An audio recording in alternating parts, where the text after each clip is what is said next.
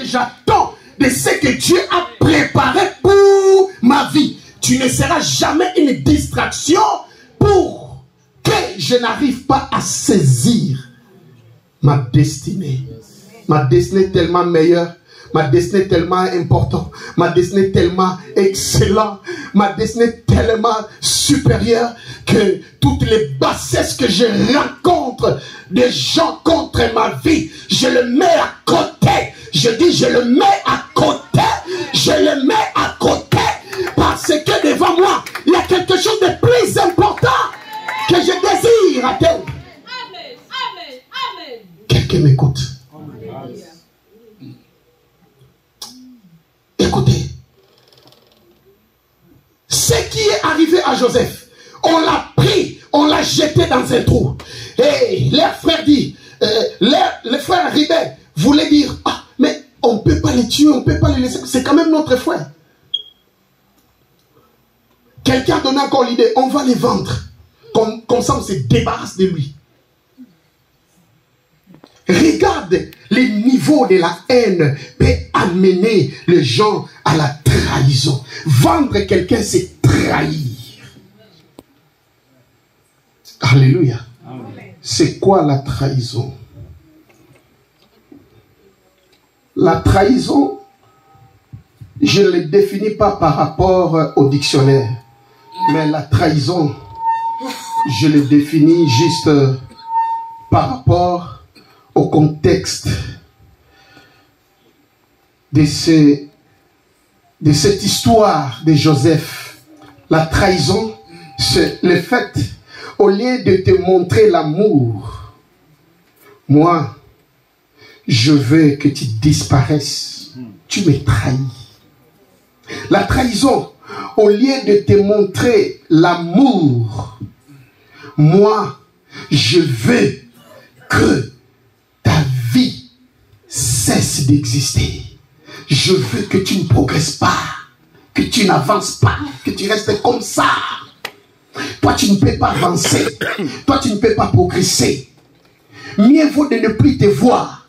Ils l'ont vendu à 20 cycles d'argent. Alléluia. C'était beaucoup d'argent à l'époque. Alléluia. Joseph est vendu.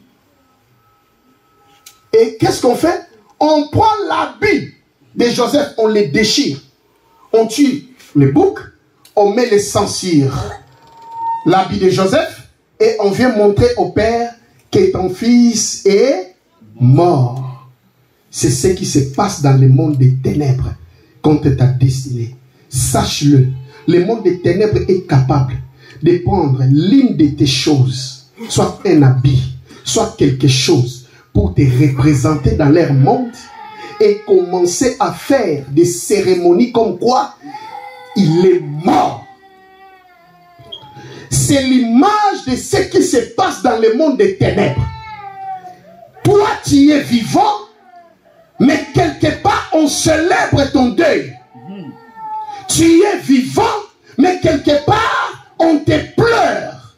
Tu es vivant, mais quelque part, on a déclaré que tu es mort.